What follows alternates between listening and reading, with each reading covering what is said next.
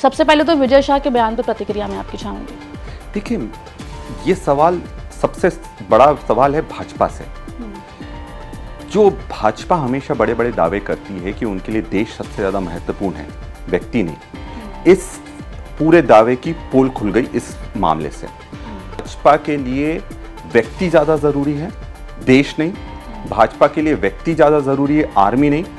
और भाजपा के लिए वोट बैंक ज़्यादा ज़रूरी है, राष्ट्रवाद नहीं। हकीकत में जब ये पूरा प्रकरण हुआ विजय शाह जी का, इससे साफ हो गया कि ये सिर्फ वोट बैंक पॉलिटिक्स करते हैं और इनको ना आर्मी से कोई सरोकार है, ना इनको देश से कोई सरोकार है। हर व्यक्ति, पहले जितने भी आपने देखे होंगे बड़े बड़े कांड हुए हैं, उनमें ज़्यादातर जो नाम निकलते हैं वो भाजपा के लोगों के निकलते हैं। कुछ भी अपराध कर सकते हैं, चाहे वो बलात्कार हो, किसी को मारना हो, किसी को लूटना हो, जितने भी क्राइम हो वो करना चाहे कर ले, पर भाजपा उन्हें बचा लेगी। हमारे में गुटबाजी नहीं है, विचारों में मतभेद हो सकता है। और कांग्रेस में आप एक चीज समझिए कि बोलने की आजादी है, भाजपा में ये बोलने की आजादी नहीं, वहां तो डंडा चलता है। ये एक्सेप्ट करते हैं कि कांग्रेस में स्लीपर सेल है? देखिए, ये एक्सेप्ट करने वाली बात नहीं है। राहुल जी ने ये बिल्कुल स्पष्ट कर दिया है कि जो कांग्रेस में स्लीपर सेल हैं, उनको धीरे धीरे हम बाहर करने का काम करेंगे। नमस्कार, आप सभी देख रहे हैं एमपी तक और मैं हूं आपके साथ आकांक्षा ठाकुर। मध्य प्रदेश की राजनीति की बात करें तो मध्य प्रदेश की राजनीति में फिलहाल थोड़ा उबाल देखने को मिल रहा है। हालांकि मध्य प्रदेश में विधानसभा चुनाव से लेकर लोकसभा चुनाव में बीजेपी को बम्पर जीत और कांग्रेस को हार का सामना करना पड़ा, लेकिन उसके बावजूद भी मध्य प्रदेश में बयानबाजी, चाहे वो पक्ष की तरफ से हो या विपक्ष की तरफ से हो, वो जोरों पर है। चाहे बात भ्रष्टाचार की हो या फिर महिला सुरक्षा की या फिर हाल ही में हुए ऑपरेशन सिंदूर की, इन तमाम मुद्दों पर पक्ष विपक्ष के बीच में काफी ज्यादा राजनीतिक उबाल देखने को मिल रहा है।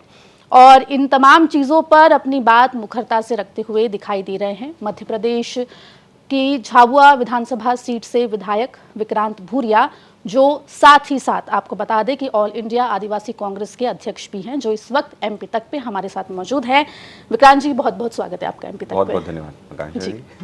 बिल्कुल। राजनीति की अगर हम बात करें, 2023 विधानसभा चुनाव के रिजल्ट, फिर 2024 विधानसभा चुनाव, लोकसभा चुनाव के रिजल्ट जो आए, उसने कांग्रेस को काफी निराश किया। लेकिन उसके बाद कांग्रेस ने आपको एक बड़ी जिम्मेदारी दी है। ऑल इंडिया आदिवासी कांग्रेस के आप अध्यक्ष हैं। थोड़ा इस रोल को डिस्क्राइब भी करें और कैसा इम्पैक्ट मध्य प्रदेश में पड़ेगा, क्योंकि मध्य प्रदेश में आदिवासी सीटें बहुत सारी हैं जो काफी इम्पैक्ट डालती है वोटिंग के समय। देखिए, आदिवासी कांग्रेस एक बहुत महत्वपूर्ण हिस्सा है कांग्रेस पार्टी का, क्योंकि कहीं ना कहीं जो शुरू से आदिवासी हमेशा कांग्रेस के साथ खड़ा रहा है। और यहाँ तक कि इंदिरा गांधी जी को माई कहकर हम बुलाते हैं, क्योंकि उन्होंने जो हमारे आदिवासियों के लिए करा है, शायद आज तक किसी ने नहीं करा था। और जब आदिवासियों की बात आती है तो मध्य प्रदेश में, पूरे देश में सबसे ज़्यादा आदिवासी अगर कहीं है तो मध्य प्रदेश में है। और जो मध्य प्रदेश के आसपास के क्षेत्र हैं, चाहे आप गुजरात ले लें, चाहे आप राजस्थान ले लें, आप झारखंड लें, आप उड़ीसा लें, छत्तीसगढ़ लें, महाराष्ट्र लें, तेलंगाना लें, कर्नाटका लें, असम लें, पूरा नॉर्थ ईस्ट आपका ट्राइबल है। तो ये पूरे परिदृश्य में काम करने का एक अवसर मिला है, क्योंकि पार्टी ने एक बहुत भरोसा दिखाया है। क्योंकि जो मुझसे पहले राष्ट्रीय अध्यक्ष थे वो 80 साल के थे, और इस बार पहली बार एक 40-41 साल के युवा को मौका मिला है। तो कहीं ना कहीं युवाओं में भी बहुत उम्मीद है। और जो आदिवासियों पर जो अत्याचार हो रहे हैं, क्योंकि जिस तरह से अगर मध्य प्रदेश के परिदृश्य की हम बात करते हैं, एनसीआरबी के डेटा में सबसे ज़्यादा पूरे देश में अगर कहीं अत्याचार हो रहे हैं तो मध्य प्रदेश में हो रहे हैं। और यही चीज़ को आगे ले जाकर हम मुहिम शुरू कर रहे हैं कि किस तरह से आदिवासियों की लड़ाई हम सिर्फ मध्य प्रदेश में नहीं, पूरे देश में लड़ें। और उसी पर हमारा काम चल रहा है, उनके साथ खड़े रहना और किस तरह से उनको हर मुमकिन मदद दे सकते हैं, उसका हम प्रयास कर रहे हैं। तो बड़ी जिम्मेदारी है, और इसको ऐसे भी देख सकते हैं कि आप स्टेट पॉलिटिक्स से निकलकर नेशनल पॉलिटिक्स में जा चुके हैं। थोड़ा उस पर विस्तार से मैं बात करूंगी, लेकिन सबसे पहले काफ़ी चर्चा मध्य प्रदेश के नेताओं के बयानों की सिर्फ मध्य प्रदेश ही नहीं बल्कि पूरे देश में रही। विजय शाह का बयान आया कर्नल सूफिया कुरैशी को लेकर। कांग्रेस ने शुरुआत में काफ़ी कहा कि जब तक इस्तीफा नहीं होगा तब तक प्रदर्शन भी करेंगे, लेकिन एक दो प्रदर्शन के बाद कांग्रेस फिर सोशल मीडिया तक ही सीमित रह गई। सबसे पहले तो विजय शाह के बयान पर प्रतिक्रिया मैं आपकी चाहूंगी। देखिए, ये सवाल सबसे बड़ा सवाल है भाजपा से। जो भाजपा हमेशा बड़े बड़े दावे करती है कि उनके लिए देश सबसे ज़्यादा महत्वपूर्ण है, व्यक्ति नहीं, इस पूरे दावे की पोल खुल गई इस मामले से। इससे साफ हो गया कि भाजपा के लिए व्यक्ति ज़्यादा ज़रूरी है, देश नहीं।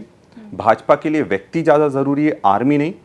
और भाजपा के लिए वोट बैंक ज़्यादा ज़रूरी है, राष्ट्रवाद नहीं। और ये सवाल अब भाजपा को इसका उत्तर देना है कि क्या उन्होंने जो राजनीति में जब उन्होंने शुरुआत करी थी, राष्ट्रवाद के दम पर करी थी और उन्होंने कहा था कि हम देश के लिए मर मिटेंगे, हम देश पर जान दे सकते हैं, पर हकीकत में जब ये पूरा प्रकरण हुआ विजय शाह जी का, इससे साफ हो गया कि ये सिर्फ वोट बैंक पॉलिटिक्स करते हैं और इनको ना आर्मी से कोई सरोकार है, ना इनको देश से कोई सरोकार है। जी, इस्तीफे की मांग आप सभी ने की और शुरुआत से मध्य प्रदेश कांग्रेस से लेकर नेशनल कांग्रेस का स्टैंड क्लियर था कि विजय शाह का इस्तीफा होना चाहिए।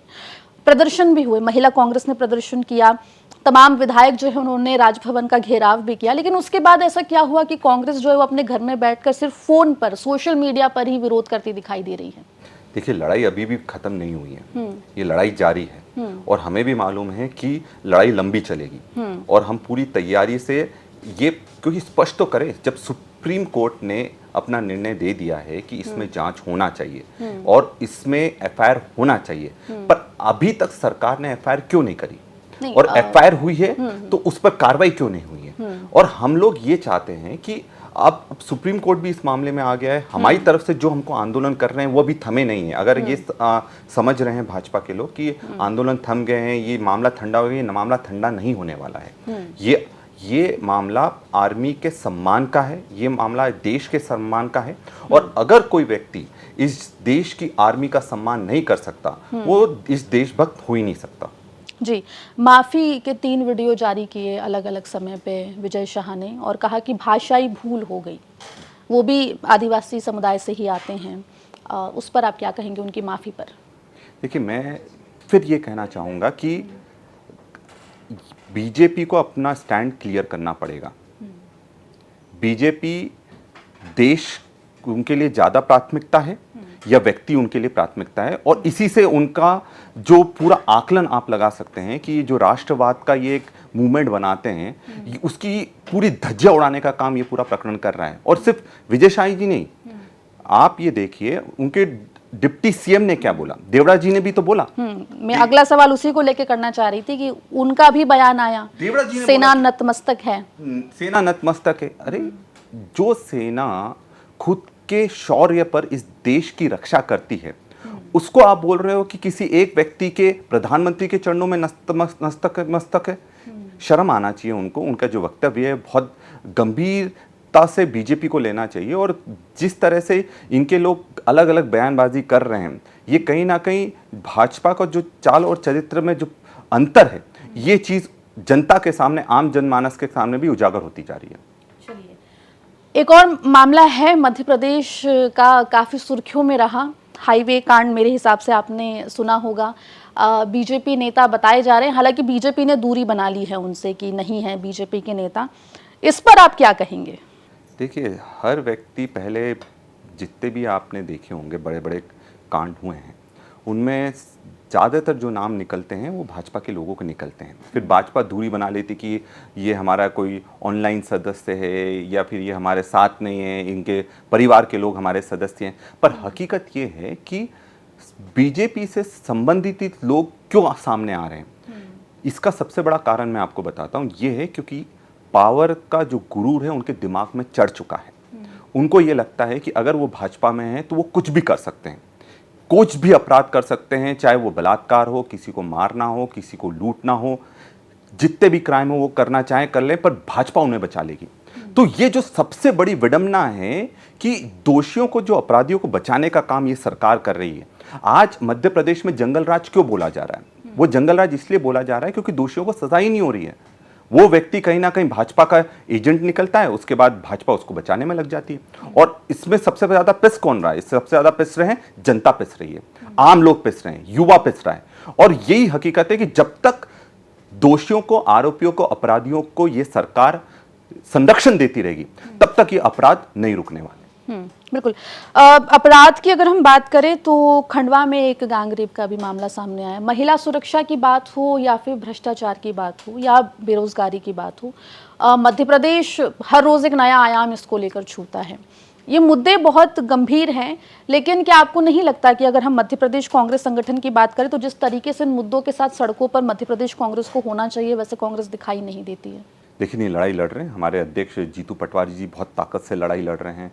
नेता प्रतिपक्ष उमंग सिंगार जी विधायक दल का नेतृत्व कर रहे हैं और वो पूरी दमदारी से अपनी बात सदन में रख रहे हैं और बाहर भी रख रहे हैं। तो बात यह है कि हमारी लड़ाई तो हम ताकत से लड़ रहे हैं, पर जो सबसे बड़ी बात है कि जो सरकार की बेशर्मी है कि बड़े बड़े अपराध हो रहे हैं, बड़े बड़े कांड हो रहे हैं, पर उनको उस चीज से कोई फर्क नहीं पड़ रहा है। जो नैतिक मूल्यों का पतन हुआ है इनकी सरकार में, ऐसा कभी कांग्रेस की सरकार में नहीं हुआ है। कांग्रेस ने अगर किसी ने कोई गलत करा है, वो चाहे किसी भी पार्टी का हो, किसी भी जाति का हो, किसी भी धर्म का हो, उस पर कार्रवाई निश्चित तौर पर, ये गारंटी के साथ में बोल रहा हूं। पर बीजेपी में अपराधी को धर्म से देखा जाता है, अपराधी को जाति से देखा जाता है और अपराधी को पार्टी से देखा जाता है।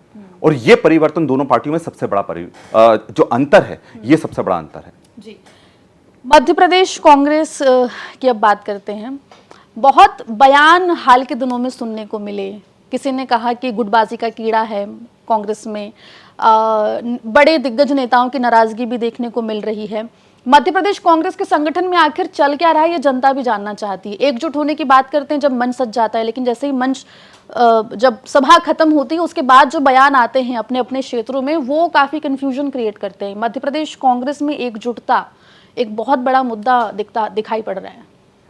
मैं चाहता अगर ये बीजेपी से आप सवाल करते तो और ज्यादा अच्छा रहता, क्योंकि जिस तरह से बीजेपी में गुटबाजी चल रही है। नहीं, मैं उधर से किसी को बुलाऊंगी इंटरव्यू पर तो मैं उनसे भी पूछूंगी, क्योंकि पक्ष आप देख, आप कंपैरिजन कैसे करोगे? जब दो पक्ष होंगे तभी तो कंपैरिजन होगा। अगर दो पक्ष ही नहीं है तो कंपैरिजन होगा कैसे? अगर आप कांग्रेस का ये बोल रहे हैं कि गुटबाजी है, तो भाजपा का भी उस चीज को सामने लाना चाहिए। और हमारे में गुटबाजी नहीं है, विचारों में मतभेद हो सकता है, हर व्यक्ति का काम करने का अलग अलग तरीका होता है। और कांग्रेस में आप एक चीज समझिए कि बोलने की आजादी है। भाजपा में ये बोलने की आजादी नहीं, वहां तो डंडा चलता है। हमारे इसमें बोलने की आजादी तो है। यही चीज तो हमको और भाजपा को अलग बनाती है कि अगर किसी के दिमाग में या फिर किसी के मन में कोई जहन में कोई बात है, वो बोलना चाहता है, वो हर प्लेटफॉर्म पर बोल सकता है, वो अपनी बात रख सकता है, उसकी आजादी है। सोच को दबाया नहीं जाता, बोलने को दबाया नहीं जाता। तो व्यक्ति अगर बोलता है, इसका मतलब ये नहीं कि वो पार्टी का विरोध कर रहा है। और निश्चित तौर पर इतनी बड़ी पार्टी है कि आज के समय में मैं ये गारंटी चैलेंज से बोल रहा हूं कि आप इतने सालों से सत्ता के बाहर हो, पर फिर भी मध्य प्रदेश में 40% वोट बैंक आज भी कांग्रेस का है। तो ये लोगों की और नेताओं की ताकत है कि आज भी लोग हमारे साथ खड़े हैं। ठीक है, आपने कहा कि पार्टी का विरोध नहीं है, तो क्या पार्टी के अंदर जो संगठन में लोग हैं, क्या उनका विरोध है जो ये बयान आते हैं उसमें? देखिए, मतभेद हो सकते हैं ना, क्यों मतभेद क्यों नहीं होना चाहिए? एक हेल्दी डेमोक्रेसी के लिए, एक हेल्दी स्वस्थ लोकतंत्र के लिए आपस में मतभेद बहुत जरूरी है। क्या नेहरू जी सरदार पटेल जी में मतभेद नहीं था, पर देश के नाम पर पूरे एक थे? क्या गांधी जी और नेहरू जी में मतभेद नहीं था, पर देश के नाम पर सब लोग एक थे? तो अच्छी कोई भी लोकतंत्र होगा, उसमें बोलने की आजादी होना चाहिए। जरूरी नहीं कि एक पार्टी लाइन में होगा नहीं आपको ये करना ही पड़ेगा, ऐसा नहीं होता है। हमारे इसमें हर विचार पर पूरी चर्चा होती है, आपस में बात होती है, उस पर निर्णय होता है। जो ज्यादा उस पक्ष में होते हैं वो निर्णय फाइनल करते हैं, उसको आगे ले जाते हैं। उसी पर ये देश चल रहा है, उसी पर ये पार्टी चल रही है, और उसी पर ये डेमोक्रेसी और लोकतंत्र की जो बुनियाद है वो उसी पर टिकी हुई है। जी। अब 2023 के विधानसभा चुनाव के बाद और 2024 के जो लोकसभा चुनाव थे, उसके दरमियान बहुत से चेहरे हैं जो कांग्रेस छोड़कर बीजेपी में गए और कई उसके बाद भी गए। निर्मला सप्रे को लेकर कांग्रेस का क्या स्टैंड है फिलहाल? और कोर्ट जाने की बात बहुत चल रही थी निर्मला सप्रे के निष्कासन को लेके, तो उस पर क्या कुछ कांग्रेस कर रही है अभी? देखिए, मैं ये कहना चाहता हूँ, पार्टी में मंथन का दौर चल रहा है ना, और राहुल जी ने ये बिल्कुल स्पष्ट कर दिया है कि जो कांग्रेस में स्लीपर सेल हैं उनको धीरे धीरे हम बाहर करने का काम करेंगे। तो आप ये एक्सेप्ट करते हैं कि कांग्रेस में स्लीपर सेल है? देखिए, ये एक्सेप्ट करने वाली बात नहीं है। आप एक चीज समझिए कि अगर मान लो कि कोई दूसरी विचारधारा के, बीजेपी की विचारधारा के, बीजेपी के लोग पार्टी में अगर हैं और वो कांग्रेस को अंदर से नुकसान पहुंचा रहे हैं, तो निश्चित तौर पर वो पार्टी से बाहर होना चाहिए, और वो होगा।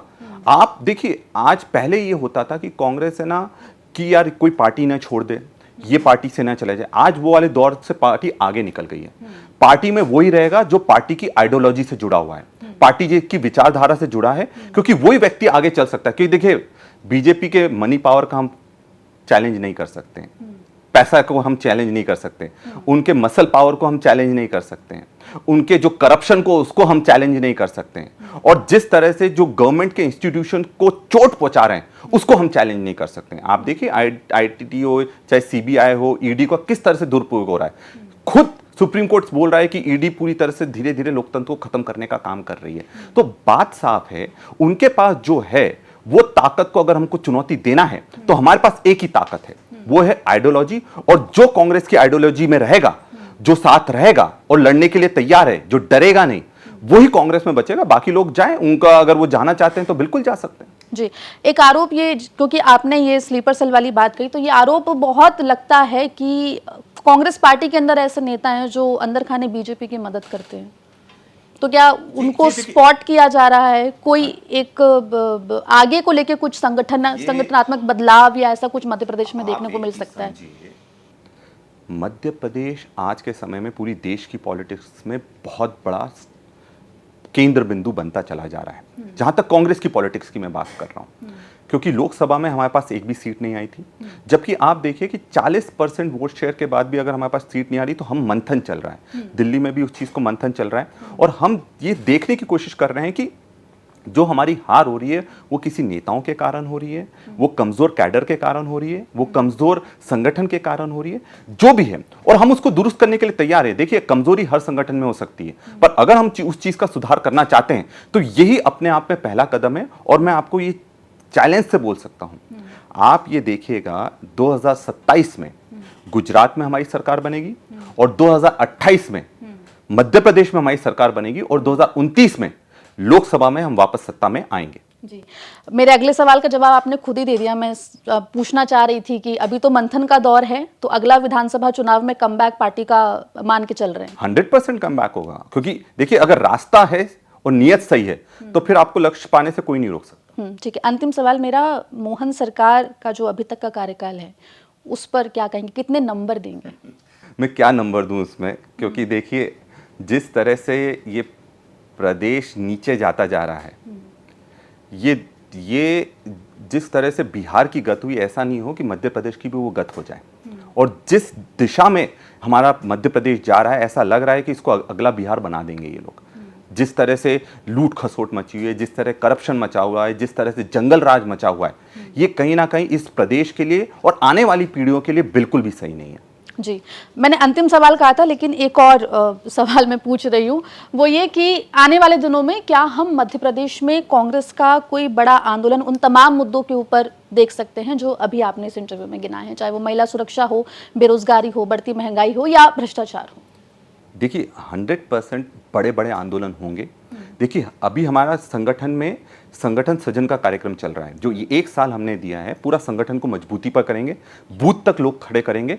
और इसी में सबसे बड़ी कड़ी कौन सा, सबसे महत्वपूर्ण कड़ी एक संगठन में कौन सी होती है? जिला अध्यक्ष की। तो जिला अध्यक्ष का चयन चल रहा है, और ये उसी का एक सबसे बड़ा हिस्सा है कि जब जिला अध्यक्ष सही व्यक्ति बैठेगा तो नीचे का संगठन अपने आप खड़ा होगा, और उसी पर काम चल रहा है हमारा आगे के लिए। जी, तो फिलहाल कांग्रेस में मंथन का दौर है और अगले विधानसभा चुनाव में वापसी भी होगी। बीजेपी को लेकर भी काफ़ी कुछ बातें विक्रांत जी ने कही। विक्रांत जी, बहुत बहुत शुक्रिया आपका, आप आए एमपी तक पर और आपने तमाम सवालों के भी जवाब दिए, अपनी बात भी रखी। इस एपिसोड में इतना ही, अगले बार आपको मिलवाएंगे एक और किसी मध्य प्रदेश की शख्सियत से। नमस्कार।